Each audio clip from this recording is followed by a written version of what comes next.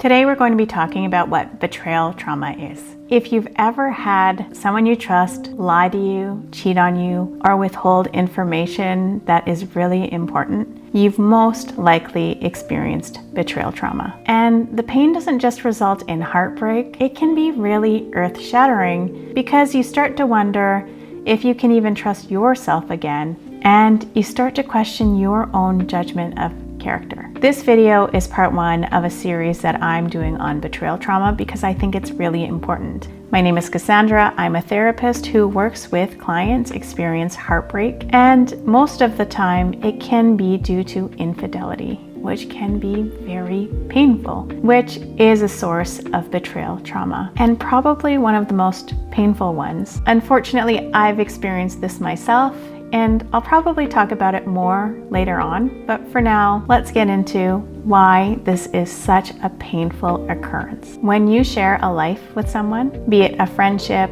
a family member, or a romantic partner, you share your hopes, your dreams, and your vulnerabilities with that individual. Trust is the foundation of our closest relationships. You expect that person to be safe, reliable, and honest. All of our closest relationships are built on trust. And without that foundation of trust, it wouldn't be a close relationship. But betrayal trauma is what happens when the foundation cracks. It could be infidelity, it could be hidden financial choices, it could be ongoing lies. Regardless of whatever that person has done to you, trust has been betrayed. Suddenly, the person that you thought you could count on becomes the biggest source of pain, and your mind goes into shock. If I can't trust them, who can I trust? And then the self-doubt creeps in, and you start to ask yourself, how do I even trust myself if I couldn't see it?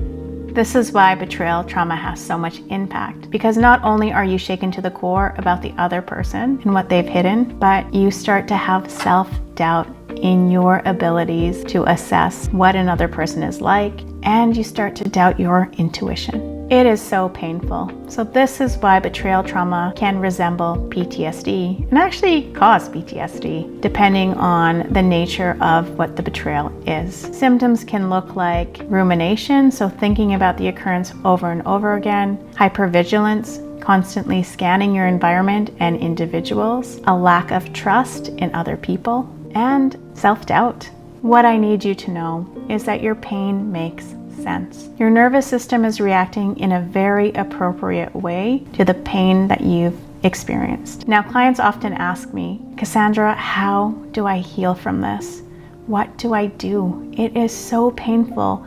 My world has been shattered. I don't trust myself. I don't trust other people. I can barely function. Well, it starts with small steps. And the first is to acknowledge that this type of trauma is going to take some time to heal.